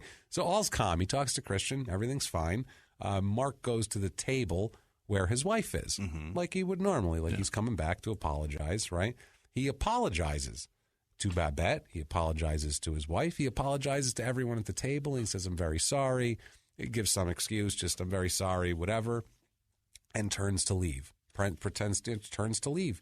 And everyone's like, oh, all right, well, he's drunk and whatever, shit gets crazy. Told you so, dumb teenager. It wasn't a gun. He was fixing his nut that fell out. Yeah, he's just fixing his nut. And I feel like, I don't know, and I don't know this for a fact, but I feel like domestic violence is taken lighter in France than it is here. Because maybe it's not, but here, if you smacked a woman, you cannot come back to that party, especially if it's the hostess. You can't come back to the party. All my education about France is from Pepe Le Pew, and he smacked a lot of people. Oh, yeah, he was really misogynist. He was smacking people. He was trying to rape skunks. It was always cats. Fucking and slapping. Well, he turns to leave, turns back around with his gun out and shoots. Okay, he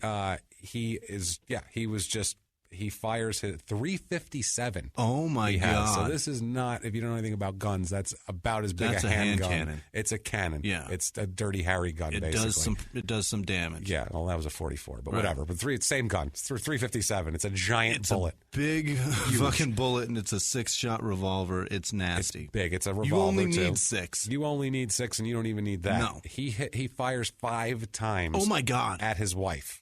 Only at his wife. Doesn't spray the room. Only his wife. 5 times. Hits her 4 times with the 357. Wow. So as you can imagine, it's over. It's over. Once he hits her in the arm, the chest, and the head. Mm-hmm. She falls down, knocks the table down with her, falling down. The people at this point at the party. First of all, I must say also too. That's 5 shots fired. That is 2 more bullets than the entire drug crew had in London last week. The Pierce gang had 3 bullets to their name. This guy dumped 2 more than a whole drug gang had. And he's a pretty good shot. 4 hit the target. He was close. It was 6 feet away. Oh, God. He was at the table. He's not a good shot if he missed one. It's probably her falling. And he was drunk as piss still. I was impressed that he hit anything 4 times being that drunk. But shit, I wish it wasn't his wife. Yeah. I wish it was a goddamn Target or something. Go take your frustrations out on an oil can or something. What are you doing? He didn't even have 2 like Doc Holliday. 2 guns, one for each of you. One for each of you. No, he has this, and he fires 5 times, hits her 4 times. Like I said, she falls down and, knocks the whole table down. Yeah. The guests obviously freak the fuck out. Yeah. You know how loud a 357 is, and a nice quiet garden party. That'll, especially too, because it wasn't like there was screaming, and then gunshots. He came over and calm. Nobody even noticed what was going on because it was calm. And then he just fired shots. Wow. So the guests jump on him. They try to subdue him, so he doesn't shoot anybody else. The son, the big guy's son, Alexander, tries to tackle him from behind, and they say he bounced off him like rubber. Oh, I'm sure. This guy's 16. He's a brick shithouse, and there's some teenager trying to tackle a guy who's been people have been trying to tackle for 25 years unsuccessfully, except for Mick Skinner. So they're trying to get on him, and these are all rugby players too. This isn't like he's a bunch of science teachers. Right. These are rugby players. It takes more than a dozen of them to get him to the ground. That's how much he's drunk, and he's huge, and he's wild, and he's strong, and he's angry, and they can't get him to the ground. They finally wrestle him to the ground, and when police arrive, he is tied to a chair with with an electric cord. Awesome. That's what they use to tie him to a chair. They're like, it's like they captured, Gulliver, and they're just like, I don't know, they just pinned him to the chair. He's freaking out, right? He's yelling for his wife. He also sustained a pretty good head injury from this. Yeah. I'm sure somebody clocked him a few times in the head or hit him with something because it was just a melee. They jumped on him. They couldn't get. He was throwing people off, and they're trying to tackle him. So I'm sure somebody knocked him good in the head one time. So he's got a pretty good head injury. He yells, "Quote: Where is Chantel? I want to see her. It's love that did that. I love her." That's his quote. Freaking out in the chair afterwards. Like, wow. This is where I'd like to propose. So he's kind of aware of what happened. Yeah. But he wants to see the body? Where is she? But then he says he did it. And then he says, I did it because I love her. It's love that did that. That's the oddest thing I've ever heard in my life. Yeah. This is the point. You know what love did to my wife? My love knocked my wife up twice. I didn't shoot her 4 times. That's what good. Love did. Yeah, that's good. That's why you're sitting here, not in a French prison, right? So, your ball hanging out. It's now that I have to bring up. Maybe it's time to put a fucking helmet on, guys, over there. Yeah. What do you think? Wow. Because I'm going to say something right now. Over here in football, where they wear these helmets are technologically super advanced. God. Yeah. Every year, all they're trying to do is I've seen the things where they make these helmets. It's so scientific. It's incredible. It's computers. It's all this shit. These helmets are made, and guys are still fucking made of pudding when they're done playing. I've worn an MLB helmet. A real one. And it is so cushy inside and so nice. Yes. And that's not even one designed to be smashed into play after play after play. If a case of ball hits you or something. This is just on the off chance that one comes silly. These football helmets are so incredibly well made, and these guys still end up as brain damaged as shit all the time. They kill their families. They kill themselves. They don't know what they're doing. They have CTE. They end up like Jimmie Superfly Snuka having a pudding fucking brain. These guys are running around with no goddamn fucking helmet at all. None, playing for 25 goddamn years with anything. Also, too, in the rules, I don't see anything about, I looked at rules and shit to try to see things. I didn't see anything about a blow to the head being bad. I feel like when you're in the scrum and everyone's in lattice, you could be fucking forearming people in the temple all you want, and nothing's going to happen, and then they end up shooting their wife at a fucking garden party. There's no doctor that comes out to assess your concussion. No shit, that's the thing. They're like, oh, he's fine. Give him some wine and take his ball out. He's hot. Like, what the fuck, man? This is ridiculous. Jesus. Put your goddamn helmet on. I heard that an entirely different he's hot. Jesus. He's got his ball out. It's sexy. It's really sexy. It's turning me on. Tell him to put it away. I'm serious, man. I'm fucking sick of this shit because I'm sick of over here. The NFL tries to deny their responsibility for it. I mean, how do they deal with it over there? They don't even have fucking helmet. At least they're trying in the NFL. They're like, don't hit in the head and we'll protect your head. Over there, they're just like, run around and kill each other. What the fuck is going on? Christ almighty. I'd like to know if Mick Skinner has brain damage. I'll bet he does. He probably I'll bet he doesn't even remember that tackle. No. I'd love to know the percentage of these guys that have CTE afterwards, that have brain damage, that do crazy shit like this right now that's described. I bet there's a lot more than we think. There probably There's got to be. And I don't know if it's been brought to the forefront out there or not, or if it's here because sports are big there too. So I don't know. Anyway, police arrive, take him into custody while he's screaming, tied to a chair with an electrical cord. Screaming about love. Screaming about how love did this. He wakes up in jail the next morning on August 8th with a horrible hangover. I'm sure. He drank a ton and claims he has no recollection of the night before. Now, imagine you wake up with that hangover and you're in jail and you're like, why am I in jail? Where's my wife? Where's my wife? I don't believe this, but he starts yelling for Chantel. He starts yelling, Chantel, Chantel. Now, I don't believe that he doesn't remember I feel like he's starting to get little waves of memory back, and he's like, I remember shooting someone. Where's Chantel? Yeah, he starts yelling for her in his cell. The guards come up. Now, did he not notice he was in jail, too? Yeah. Did he not know? Did he think, oh, yeah. Chantel, what have you done to my bedroom? This is a really shit hotel room you got us. You have decorated horribly. This is terrible. I don't like this at all. Good God. These doors look like prison bars. Did he think that the jail was a hotel? And his wife picked it out? It's like, God, we are complaining on Yelp. This is a 1-star. I'm telling you right now. We are leaving. This is terrible. This is bullshit. The bed was so uncomfortable. They're yelling. The guards come, obviously, and they say, this is what they say to him, quote, you can't have her. She is dead. You shot her last night. Oh, God. That's a wake-up call. That was the worst wake-up call ever, you guys.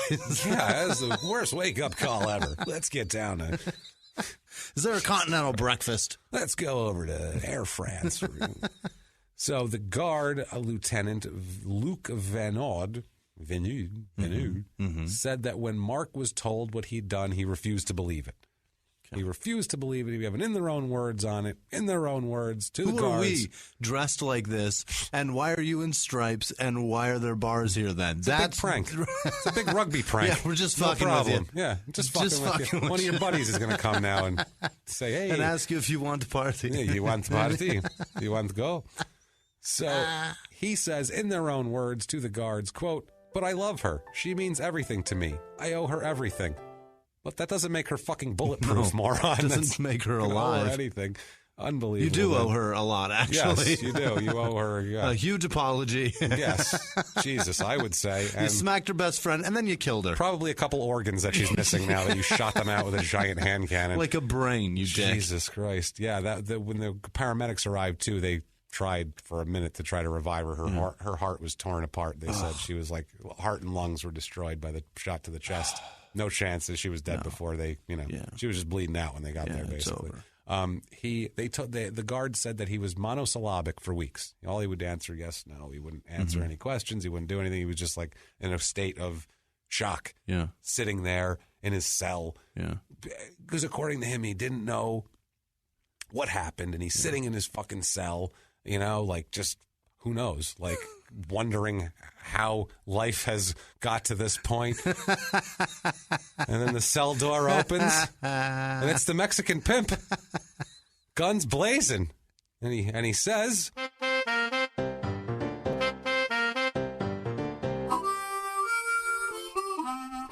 "How is it you've come to arrive here? How have you come to arrive here? Why? Why you come? The people, they idolize you. They idolize you. You have balls out cruising through the countryside. It's not good enough. Why? They throw you party. Why? Why? Poof. And then he's gone in a puff of smoke. And then he goes back to being completely depressed and monosyllabic after that. He just answered yes and no to he the just Mexican said yes, pimp. no. Yes. The Mexican pimp gave up and he said, you are no fun. I take my drink, I pour it for you, I drink my drink. Goodbye. You do not need any more. You do not need drink. You notice I didn't say he poured him a drink. Yeah. I think he came up and he said, maybe I skipped a drink on this one. You smell like a drink. All of the others I poured a drink. This one, maybe bad idea. You smell like you have problem. I'm glad I have my gun with me for this man. So Pierre Martinet, who is the president of the Federation of some horse shit, the Intergalactic Federation of Wrestling, whatever the hell, said, quote, I have known Marc for 12 years. I often saw him with Chantel, who was very proud of him. I never noticed problems between them, and I never personally saw him drunk. But it is clear that his recent lack of activity has tended to incite him to drink. Oh, Pierre. You silver-haired son of a bitch, moron. You silver-haired asshole. For sure. And the silver continues. His friend Jean-Francois Tordeau with the hotel that he drank coffee with for 2.5 hours with, he says, quote, he was a man with no limits. He did everything with passion. In a way, I think there was love in what he did. Killing her, I mean. At least there wasn't evil. I think what happened was the result of an accumulation of years of unexpressed emotions. He needed affection. He needed his friends. but equally he did not show his emotions.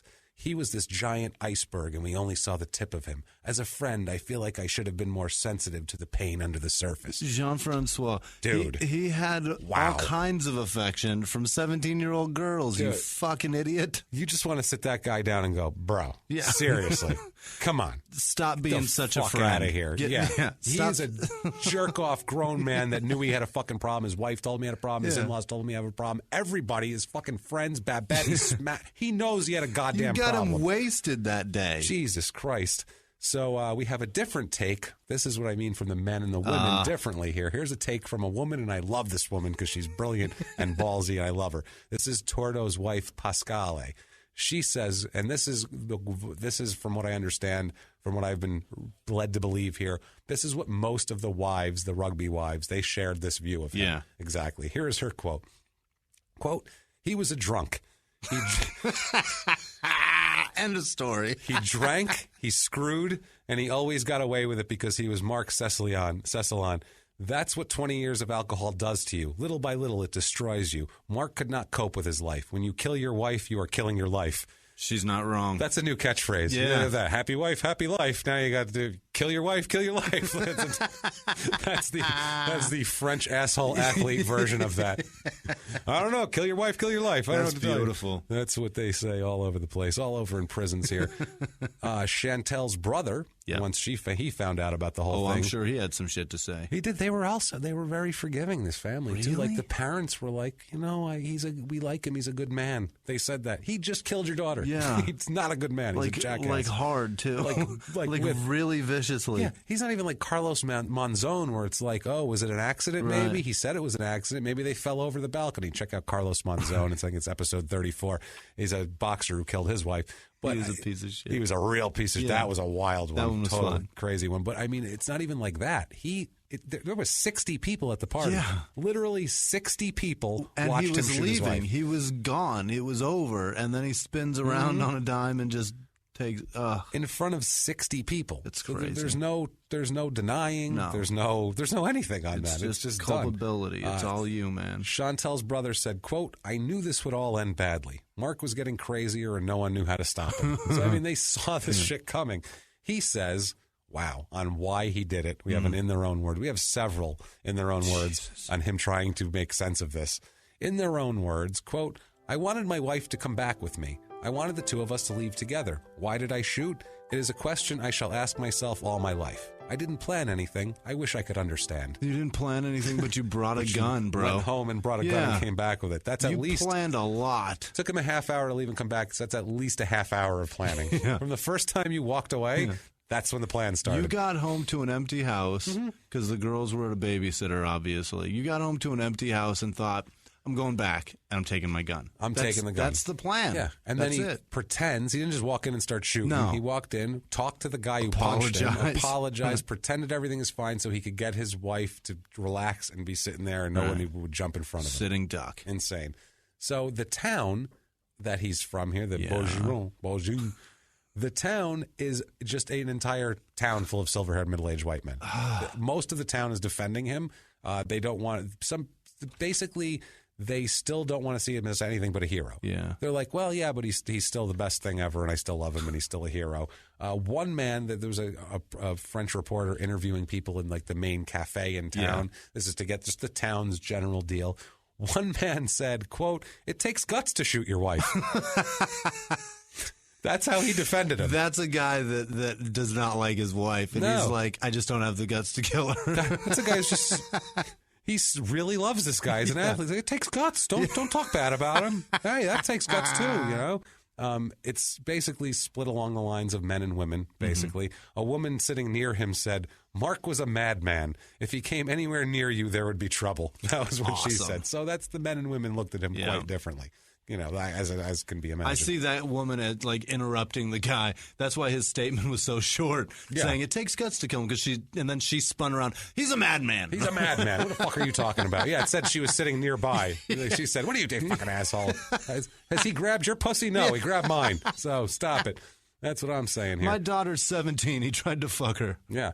So later that year, a few months after the incident, his father dies. Oh. And his mother, Solange is her name, is convinced that it's because Marc wouldn't tell them about his problems. Yeah. She says, quote, "My husband died of a broken heart. Yep. A few months after the drama, he died unable to understand why Marc couldn't tell us the things that were going wrong. We didn't know that he wasn't eating properly, that he was smoking and drinking. We learned about it after the event." You didn't know? They didn't know. He's been drinking for 30 years. They had no idea. I don't know. That's 30 Christmases he showed up to drunk, piss drunk, hammered, and stinking. Like, hey, he parties. Right. He's a rugby player. He's fine. Everyone loves him. It's fine. That's what I mean. These guys who have this fame, everyone goes, well, just don't say anything because then maybe he won't want to hang out with you when he's famous, so we need to have him here. And real quickly, Ridiculous. French people, you all smoke, first of all. Yeah, everyone That's smokes what you're and known drinks. for. And smoking doesn't fuck your brain up. No, and drinking. They were just, they're looking for something here. They're just grasping for a reason for this to have happened. Yeah. Now, a couple years later, November 8th, 2006, the thing is finally in court. Marc tells the court that he still loved his wife, but shot her during an alcohol-fueled depression he was suffering ever since his retirement. He says he should have dealt with the psychological problems before he lashed out,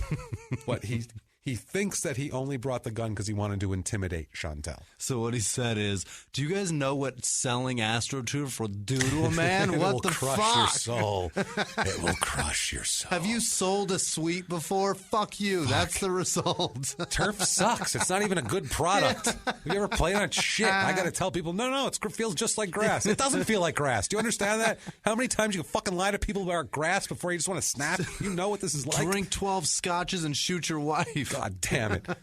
Now, at the trial, we have an in their own words here from Marc about the whole thing here. He says, quote, "I admit today that I fell into alcoholism whilst being totally wrapped up in my own little bubble. I exploded without knowing why. I always loved my wife and I love her still. I should have spoken up. Today I realize this because of the 27 months I've spent in prison, which have allowed me to think and work on myself." Well, good for you. Maybe another 27 more years, and I'm satisfied. Yeah. I've been here about 2 years, so I think I'm all better from shooting my wife. I'm good now. I'm good now. I'm good now. No, I shot my wife with a 357 4 times in front of 60 people, but that's fine. Come on. I got my ball away. I'm fine now. He's a real scumbag. He's a scumbag, you motherfucker. You got it in anyway. You bastard. Scumbag. So, I love it. So, November 10th, 2006, Marc is found guilty of murder. Big shocker. Thank 60 God. people watched him do it. The jury had a lesser option. They had an option of finding him guilty of a lesser charge of involuntary manslaughter, and they said, no, murder. No, good. Sorry. I applaud you, France, for the first time. He almost got tried as an assassin. Which would have been that's a totally different classification in France. That would have been like a hardcore deal, but he didn't. They ended up trying him on murder. We don't have that here, no, do we don't have some. It's That's all pretty murder. kick-ass. We have some sort of terrorist, whatever, if you're an assassin like that. We'll charge you with that shit. They convict him of murder. His lawyers plea for leniency. They cite his alcoholism, saying it was a crime of passion. So this is crime of passion. This is crime of passion. They say he's depressed. Prosecutors are asking for 15 years in prison for this. They want 15 years. During the summation, that's pretty light. That's kind of light for shooting your wife in public. 4 times in front of 60 people. No. France, crime of passion is a big deal. They literally, that's like means something there. We're here, it's like, well, get your shit together. Get your passion together and put it in your pocket, asshole. There, they're like, well, passion.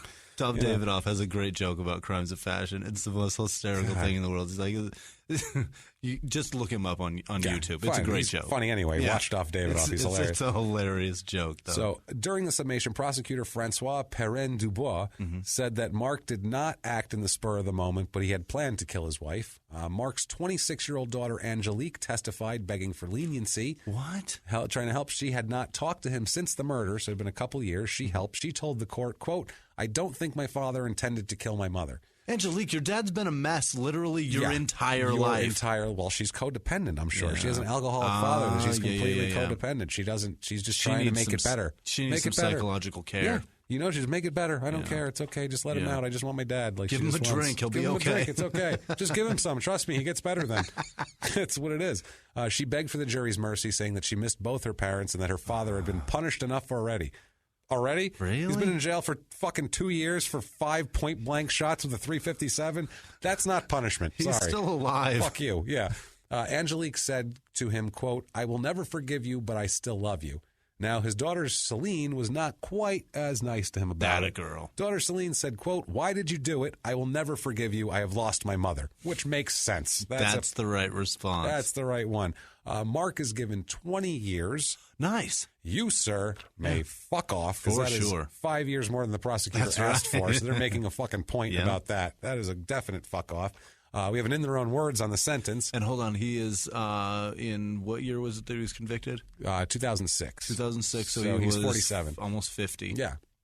He's 47 then. And he's got 20 years on top of that. So he's going until he's almost 70. It's rough. Well, we'll see what happens. Yeah. Let's see. Okay. You think he's going to be in jail for 20 years, guys? God, I hope so. Crime and Sports Movement. You guys have been with us for a while. You think he's going to be in jail for 20 years in France, being a hero rugby player? I don't know. The courts are going to run up the white flag. In their own words on the sentence, quote, "All my life, I would not care. I will never be free in my head. When I get out of prison, I hope I can get my daughter Celine back." That's all he says. That's all he wants here. End quote. That's wants Celine.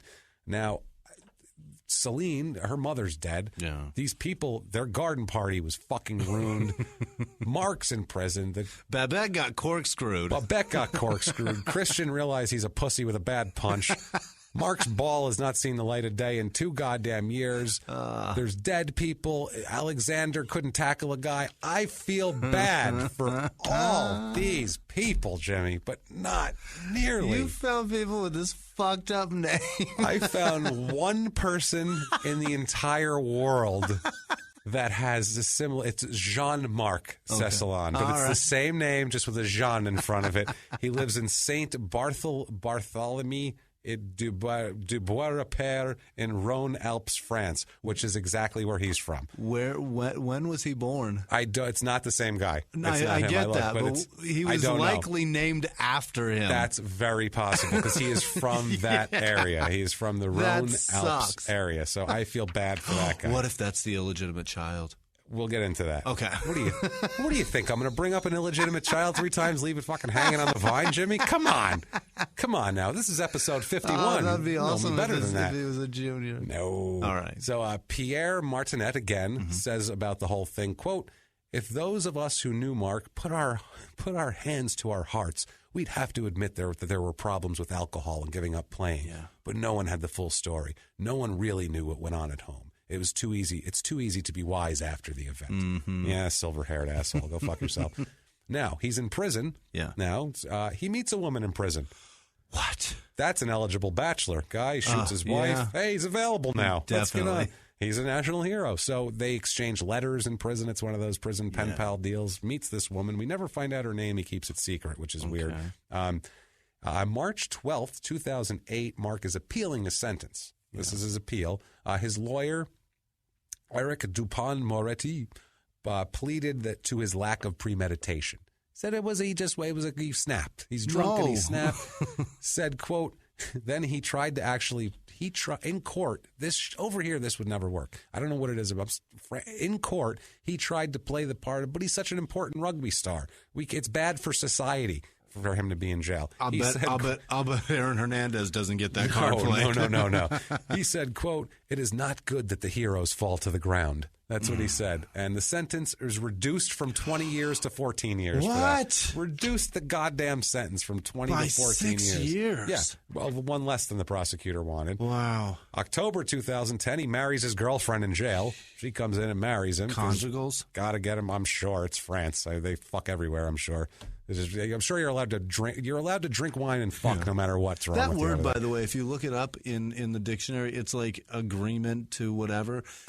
It's perfect. It's not, because the definition for that word is prison fucking. Because you've never used that word. It's fucking in a makeshift trailer. I think that's what that should be. You've never used that word for anything other than a woman goes to a prison and fucks an inmate. That's a good point. I've never used that word. Nobody's ever used that word for anything else. We've reserved that word only for that. That's what it's for. For prison fucking. Prison fucking. Get him some prison fucking. So he's in jail. Now, he's been in since 2004. He had his sentence reduced to 14 years. Yeah. So on July 15th, 2011, they let him out of jail. What? 7 years. That's half his 14-year sentence. That's what they give him. That motherfucker is out. out. That son of a bitch out. He's released on probation. It's a conditional probation. He is banned from associating with any former rugby friends. Yeah. He literally is not allowed to hang out with anyone who played rugby. That's a pretty cool sentence. It's pretty funny.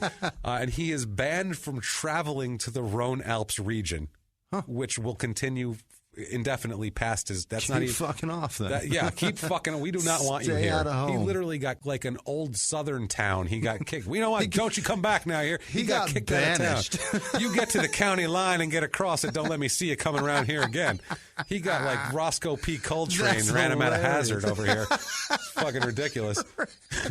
Out of Hazard. He did, man.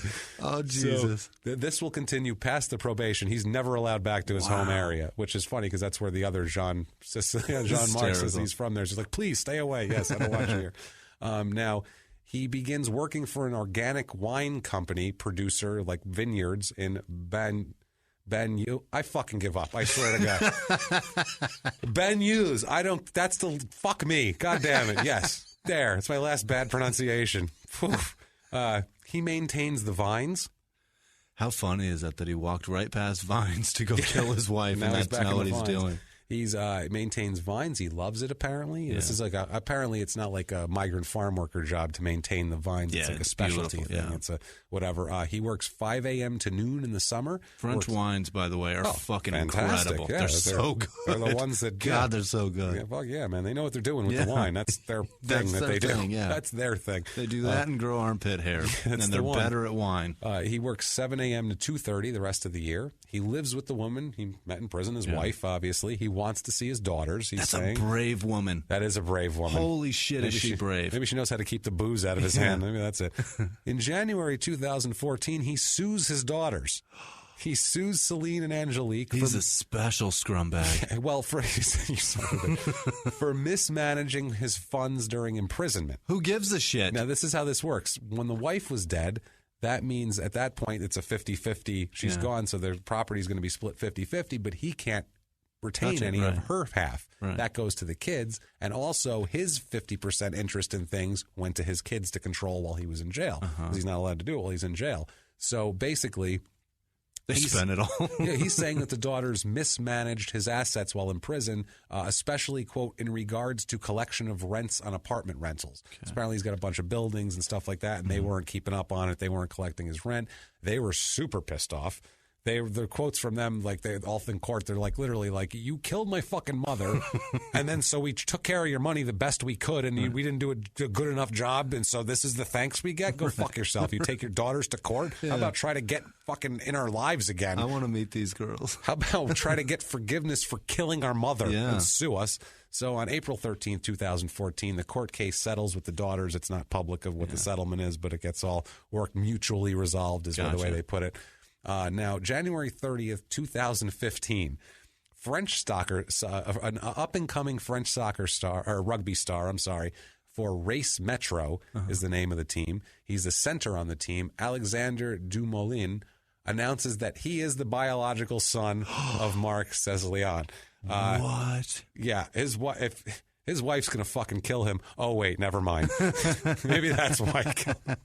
He's like, he dodged a bullet on that one. I was going to get my ass kicked. The kid found out when he was 17. Wow. This is the 1989 kid. Yeah. He's 26 in 2015. That lady wasn't lying. That's his son. He's known about it, like I said, since he was 17 years old, but didn't want to announce it publicly, probably because when he found out about it, his father was a murder trial. In prison. Yeah. Literally, he found out about it when he was convicted. Yeah. He found out about 2006, which is when he was convicted. Like, that's my dad. I'm going to Google him. Let's not talk about TV? That guy. See that guy on TV shot his wife a whole bunch of times? That's your dad. That's your dad. That's your pa. Unbelievable. So, Jesus Christ. Hey, Dad. My dad. There he is. I'll go visit him in prison. Apparently, he grew up with a mother and a stepfather, and everything was fine. He said he had a great upbringing. France's coach, Philippe Saint-André, this is silver-haired as shit here. That's a silver-haired name. He says, quote, Alexander wished to speak on the subject to close any debate. You have to respect his approach. Let him build his life, including his rugby playing career. His name is Alexander Dumoulin, whatever. Yes, like I said, it's not his last. It's not his last, whatever the fuck. But he's saying he's not not Mark's kid. He's who he is, not who that guy is. Exactly. Alexander's agent also. This kid doesn't speak for himself. There's literally no quotes from him. It's from his agents, from his coach. Yeah, he's like, get my silver-haired middle-aged white men to talk about this shit. He says, his agent says, quote, for him, there was no before and after he learned it. There has never been a physical encounter between them, nor an attempt. No texting, no mail either. But that does not mean they will never meet. So keep the door open. In 2016, Mark, there's an article on Mark talking about where he is and what he's doing in his life. A follow-up. And he says that, and it's like fluff piece. It's fluff piece. He's living a good life now. Good for him. I'm glad he's happy with his new wife and his vineyard. That's literally what the fucking articles are. Because they love him. And he's not even thinking about, I guarantee it's just all gone. It's all in the past now. He doesn't even remember. Just doesn't give a shit. He's done. And so he announces then that he wants to regain contact with his daughters again. He says it publicly, and also wants to have contact with his son, with Alexander. He's like, my daughters won't fucking talk to me. Maybe I can get this kid to talk to me for a while. I don't know. So we have he's living in Collioure, near the Spain border. That's what it says. I don't know. But that's where he is now. It's a nice region. Yeah. It's about 500 kilometers from his home area there, the Rhone Alps area. And to close us out on him, we have an in their own words here from him about the whole thing. Oh, boy. He says this after, should be rich as fuck. Yep. This is about the 2000, he's talking about after he was released, and this is said in 2016. This is from May of 2016. He says, quote, in their own words, quote, I will never forget. It is something that is in me that will follow me to the end. It's called a memory, asshole. Yeah. Every month I had to go to the penitentiary service for integration and probation. I had to take the pay slips, go see the shrink. If you do not fit in, you can go back to prison. You still have the sword of Damocles over your head. Now, two things. Yeah. Number one, when he's saying at first, it is in me and it'll follow me to the end, I thought he meant the guilt of shooting his fucking wife and killing her. That's what I thought he meant. No, he meant the pain in the ass, trouble of going to to go into the probation office and showing them pay slips. That's what he fucking said. What a dick. And one thing I have to give him credit for, I will say this, in all of the 51 episodes, we've probably done 500 in their own words. Yeah. I have never, ever, ever in any of those heard one of our idiot athletes reference the sword of Damocles. So I'll give him that. You got that, Mark. The you know sword of Damocles. You got that. You're not a fucking... And he dropped out of school when he was 14, so good for you. Pretty impressive. You read a couple of books while you were hammered at 2 in the morning. I never have that reference in my fucking repertoire. I never have that locked and loaded, ready to go. This guy's handing out quotes like that. You fucking nuts, man. That's something. That's, I guess, that goes to show you, I think the French school systems are probably a little bit better that you learn that shit by 14. I'm not sure, but God, that is Marc Cecillon. He's out there to reviolate. He's out there. He might kill this one. Who the fuck knows? He's out there. Watch out. If you're near the Spain border, watch out. If you stay out of his way. Don't buy organic wine. He might have diddled the grapes. Yeah. You never know. His ball could have rubbed on him. It's out, guys. It's out. Watch out. So that is him. Holy shit, what a disaster. Thank you for going on that ride with us, guys. Man. That was a fun one. This is a ride for me. I know nothing about France. Shit. I know nothing about rugby. I know nothing about any of that. But we're going to do shout-outs here in a minute, definitely. Before we get to shout-outs, first of all, just want to remind you guys again, please rate and review on iTunes. Give us 5 stars. Tell us you're following directions, following instructions. Like I said, I cannot explain to you how much it helps us move up the charts and get sponsors so we can pay for things to make a better show. Yeah. So please do that. And also, please, guys, donate to us on Patreon.com if you feel the need. Patreon.com/crime and sports. We really do a lot. We work our asses off on this show. And it's crazy. You'll see from other shows, Small Town Murder, if you check that out also. It's a lot of work, and we're doing this every week. And it's really taken over our lives. And, everything else. We got to go out and do comedy. Jimmie has a job. He's got kids. We have families. And we're cramming this in here. And it would just help us out so much. If you like the show, please show us some love that way. I mean, there's rewards on there. You get stuff. But mainly just try to support the show. It really means a lot to us.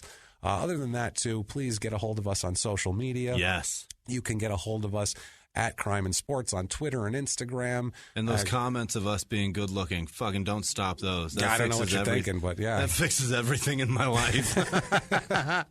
I get what it's like to be a woman when she's like bought drinks and shit and told she has a hot ass. Like that feels so good. Yeah, well, I get that it sucks to get it all the time, and it's fucking Yeah, it's terrible. But out of all the people listening, one of them has to find somebody, one of us attractive. As sad as that is. It's awesome. But yeah, so it's at Crime and Sports on Twitter and Instagram, crimeandsports@gmail.com if you want to email us, facebook.com/crimeandsports if you want to get a hold of us there.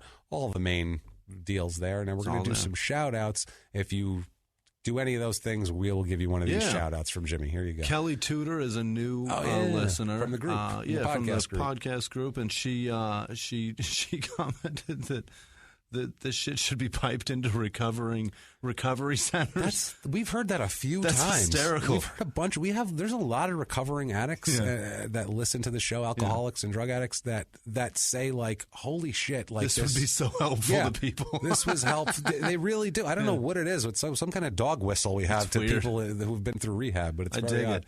Jude Maston in, I forget, he's overseas somewhere. Katie Batchelor, Mark June Wells, Cammie Rock, she's in Georgia, I believe. I'm Kylo. I don't know if it's Kylo or Kilo, but that guy's awesome. Oh. And Kiora in Ireland, that guy's fucking amazing. He's so great. I saw his post. Rob Bridgewater, Jeanette Kozad, we've said her name a few times, but she's a very sweet lady. Randy Ellen. My favorite review on iTunes this week was from Jay to the No, who said she was very offended by the sexist shit, which is probably mostly on my part, but she sticks around because she adores it. So we adore you. Thank you so much. And we're never trying to be sexist. We're not trying. It's just fucking whatever. We're trying to be funny. It's jokes, We're breaking. All of this is all jokes, guys. Scott Caprone, Carl English, Ginger Tabor, Richard Hopkins, we worship you. He said that. He said that's his man. Thank you. He said I'm doing a review now, so worship me. So we worship you. We're back at you, buddy. Zoran Vasilich. And if you want to see me live doing comedy, I will be at the San Jose Improv with Jesse May Peluso, April 17th, or April. That'd be a long ways off. What kind of fucking promote? We have a date in March. Why don't you promote that? February 17th through the 19th up at the San Jose Improv. So if you're in the area, come by. If you are in the area and would like to come by, I'm going to give away a few tickets. So tweet at me if you want to come, or find me on Facebook. Also, guys, we're going to be looking at doing live shows over the course of this year, so we would like to know where you guys are. Yeah.